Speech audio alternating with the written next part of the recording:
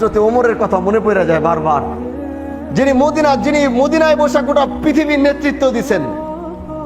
উনি উদলা গায়ে খেজুর গাছের নিচে ঘুমাইছেন, ওনাকে পাহারা দেওয়ার জন্য কোনো এসএসএফ, বিএসএফ, আর্মি প্রধান, সেনা প্রধান ছিল না। আমরা ওই উসুল নিয়ে চলি। আল্লাহরে বলছে, আল্লাহ আমার মৃত্যু তুমি দুই অবস্থায় দিবা। এক হইল সেজদায় যাব যেন আর না উঠি, আর যদি এটা না হয় আরেকটা হইল দিনের কাজের জন্য 24 ঘন্টায় কোরআন, আল্লাহ তোমার দিনের দাওয়াত নিয়ে মানুষের সামনে কথা বলতে থাকি। আমার জীবনের শেষ ঘন্টা যেন ওই সময়ে বাজে। যদি কোনো কারণে সেজদায় আমার মৃত্যু না হয়, আল্লাহ তাহলে তোমার গোলামদেরকে সামনে নিয়ে যখন তোমার বরাতের আলোচনা করতে থাকবো, এর মধ্যে আমার জীবনের শেষ আলফাজগুলো যেন তোমার হয়, ওইভাবে আমাকে দুনিয়ার থেকে নিয়ে যাবে। এটা আল্লাহর কাছে আমার দোয়া। রাস্তায় মরতে চাই না, হাসপাতালের বেডেও মরতে চাই না, ওই দুর্ঘটনা অ্যাক্সিডেন্টে করে মরতে চাই না। আল্লাহর কাছে এই দুই ফরিয়াদ আমি সব সময় করি। এজন্য কথা তো সারা জীবন সব সময় বলতেই থাকি, আমাদের কাজই হচ্ছে এটা। আল্লাহর কাছে দোয়া করবেন, আল্লাহ যেন সুস্থতার জিন্দেগি দান করে। এক সংগ্রাম নিয়ে নামছি। এই সংগ্রামে কতদিন আপনাদের সামনে বেঁচে থাকবো জানি না, কিন্তু যতদিন বেঁচে থাকবো ততদিন বাঘের মতো বেঁচে থাকতে চাই। দুনিয়ার কোন শক্তিকে যেন পরোয়া করতে না হয়, দুনিয়ার কোন ব্যক্তিকে যেন ভয় করতে না হয়, দুনিয়ার কোন হুমকি ধামকিতে যেন কাজের অবসর নিতে না হয়, দুনিয়ার কোন ভেটকিতে যেন আমাদের রাস্তা অবরুদ্ধ না হয়। এ সংগ্রাম তো এমন সংগ্রাম, পাইকারি সংগ্রাম না, মানে হুট করে আসলাম আর হুট করে সংগ্রাম না। আমার রক্তের সাথে সংগ্রামের ইতিহাস মিলে আছে, আমার রক্তের সাথে সংগ্রামের ইতিহাস মিলে আছে। কেউ যদি বলে হুট করে সংগ্রাম শুরু করছে, না। এজন্য ভাই আমি বলি, আমার থেকে সবাই একটু সাবধান থাকবেন। সাবধান কেন থাকবেন, এই কথাটা কেন বলছি সাবধান থাকার কথা? তার কারণ হচ্ছে, অন্যায়ের সাথে আমি কোনোদিন আপোষ করব না, এটা আমার চূড়ান্ত ফায়সালা। আমি আপোষ করব না, আমি সংগ্রামের সাথে আপোষ করব না, এটা আমার ফায়সালা।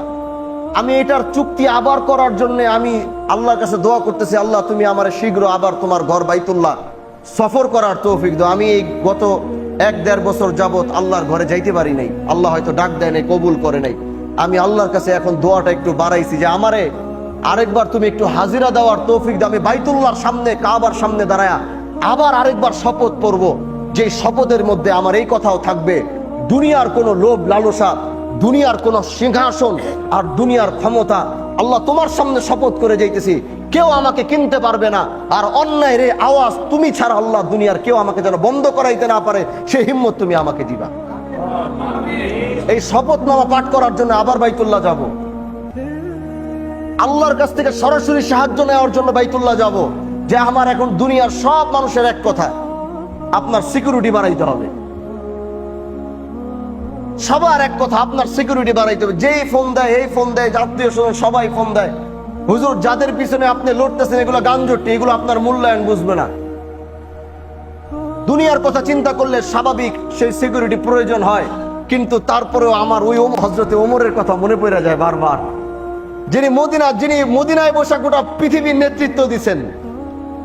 উনি উদলা গায়ে খেজুর গাছের নিচে ঘুমাইছেন, ওনাকে পাহারা দেওয়ার জন্য কোনো এসএসএফ, বিএসএফ, আর্মি প্রধান, সেনা প্রধান ছিল না।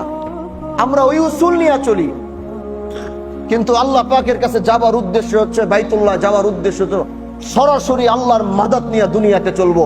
দুনিয়ার কারো মাদাত নিয়ে যেন আমাদের চলতে না হয়। এজন্য ভাই আমার, এই সংগ্রাম এমন সংগ্রাম, আগামীতে হয়তো বাঁচবো না হলে মরবো। শিবচরের এমন এক সংগ্রাম শুরু করব, হয়তো এখান থেকে শিবচর থেকে এটা শেষ হয়ে যাবে। আজ কথাগুলো বলে যাচ্ছি, হয় কথাগুলো ইতিহাস হয়ে থাকবে, না হয় কথাগুলো একদিন বাস্তব রূপ ধারণ করবে। কথাগুলো মনে রাখবেন, হয়তো এই শিবচর থেকে আওয়াজ বন্ধ হয়ে যাবে, চিরতরে আওয়াজ শিবচর থেকে হয়তো বন্ধ হয়ে যাবে। কথাটা মনে রাখবেন, বলে যাচ্ছি। হয়তো চিরতরে শিবচরের থেকে আওয়াজ বন্ধ হয়ে যাবে, না হয় শিবচর থেকে এমন এক আগুনের গোলা উঠবে যেটা গোটা পৃথিবীর সমস্ত অন্যায়ের মসনদ গুলাকে ভেঙে দিবে। কথাগুলো বলে যাচ্ছি, মনে রাখবেন। হয়তো একবারে নিভে যাবে, না হয় এমন আগুন ধরবে যে আগুনে কোনো অন্যায়কারী মাথা উঁচু করে বাঁচার মতো ক্ষমতা রাখবে না, কোন জুলুমকারী অন্তত শিবচর নয়। এখন তো আমরা শুধু বলি শিবচর, তখন গোটা বাংলাদেশের মধ্যে কোনো অন্যায় অবিচারকারী দুনিয়াতে থাকতে পারবে না ইনশাআল্লাহ। এমন এক প্রতিবাদের আগুন গোটা দেশে উঠবে। ওই স্বপ্ন আমি দেখি, ওই স্বপ্ন হাজী শরিয়াতুল্লাহ শিবচর থেকে দেখেছিলেন, আল্লাহ কবুল করেছে গোটা ভারতবর্ষে। আমরা সামান্য ছোট স্বপ্ন নিয়ে আগাই না, বড় স্বপ্ন নিয়ে আগাইতেছি। হয়তো নিভে যাবে, না হয় আগুন ধরে যাবে, যে কোনো একটা হবে। হয়তো বাঁচবো, না হয় মরে যাব, দুইটার একটা ফয়সালা হবে। কিন্তু যেই ফয়সালাই হোক, যদি ন্যায়ের পক্ষে থাকে, আপনারা সাথে থাকবেন তো ইনশাআল্লাহ। তাহলে ভাই আমার, আজ শিবচরের প্রতিটা ইউনিয়নে সে আগুন ধরে গেছে। আজকে শিবচরের প্রতিটা ইউনিয়নে সে আগুন ধরে গেছে। খবর নিয়ে দেখেন, আলহামদুলিল্লাহ, শিবচরের প্রতিটা ইউনিয়নে এমন আগুন ধরেছে যে আগুনের জ্বালায় অন্যায়কারীরা বরদাস্ত করতে পারতেছে না, ষড়যন্ত্র করার জন্য লিপ্ত হচ্ছে। তাদেরকে এক বাক্যে বলে দেই, তোমরা যত বড় ষড়যন্ত্র আমাদের জন্য করবা, আল্লাহ তত বড় ষড়যন্ত্র তোমাদের জন্য করবে।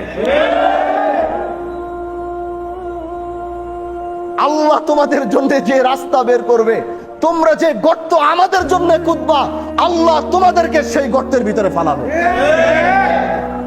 তোমরা আমাদেরকে নিশ্চিহ্ন করে দেওয়ার পরিকল্পনা করবা, একত্রিত হয়ে কিভাবে আমাদেরকে রুখে দেওয়া যায়, তোমরা আমাদের জন্য সেই পরিকল্পনা করবা, আল্লাহ তোমাদের রাস্তা বন্ধ করে দিবে।